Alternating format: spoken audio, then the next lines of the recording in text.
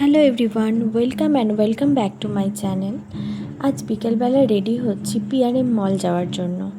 যেহেতু এখন সব জায়গাতেই জুডিওর সেল চলছে, তাই আমাদের এখানে অর্থাৎ মালদায় যে আউটলেট আছে পিআরএম মলে, জুডিওর যে আউটলেট আছে সেটা চেক আউট করার জন্যই যাচ্ছি।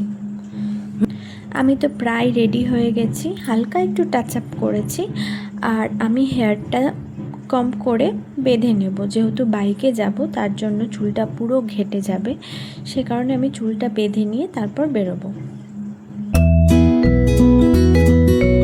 তো চুলটা আমি এখানে পুরো বেঁধে নিয়েছি, তারপর আমার লুকটা কিছুটা এরকম লাগছে। তাহলে চলো বেরোনো যাক, গিয়ে কথা হচ্ছে। তো পৌঁছে গেছি আমরা পিআরএম মল। আজকে যেহেতু সানডে, তার ওপর সেল চলছে, প্রচুর ভিড় ছিল। বাইরে কিছুটা হালকা হলেও ভেতরে বেশ ভালো ভিড় ছিল। তাহলে চলো ভেতরে যাওয়া যাক। গ্রাউন্ড ফ্লোরে অনেকটাই ফাঁকা ফাঁকা ছিল, তো আমরা প্রথমেই চলে গেছি ফার্স্ট ফ্লোরে জুডিওতে।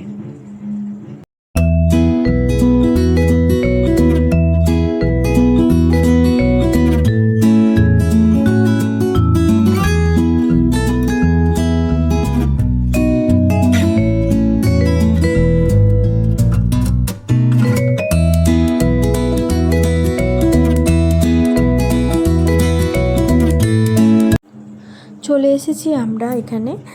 তো কিছু জিনিস দেখার পর কিছুই যখন পছন্দ হচ্ছিল না, তারপর আমি মুখটা সাধারণত এরকমই করছিলাম, কিছুই যেন ভালো লাগছিল না। আর যেগুলো ভালো লাগছিল সেটা প্রাইস অনুযায়ী সঠিক বলে মনে হচ্ছিল না।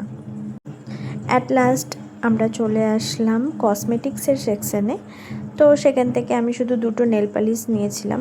আমি কি নিয়েছি পরে অবশ্যই অন্য কোনো ভিডিওতে তোমাদের সাথে শেয়ার করব। তো সমস্ত কিছু দেখার পর জুডিও থেকে তারপর আমরা বেরিয়ে পড়লাম। তারপর আমরা সেকেন্ড ফ্লোরে গেলাম, কলকাতা বাজারে। এখান থেকে আমি মেইনলি কয়েকটা জিনিসপত্র নিয়েছি, কিছু ড্রেস নিয়েছি। তো পরে অবশ্যই তোমাদের সাথে শেয়ার করব।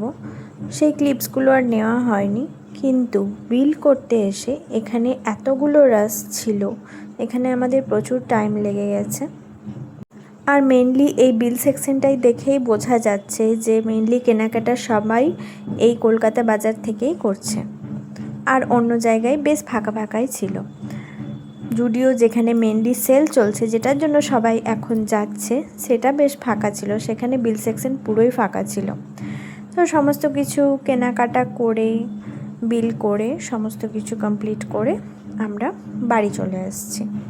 তোমরা সবাই জুডিও থেকে কে কী শপিং করলে কমেন্টে জানিও।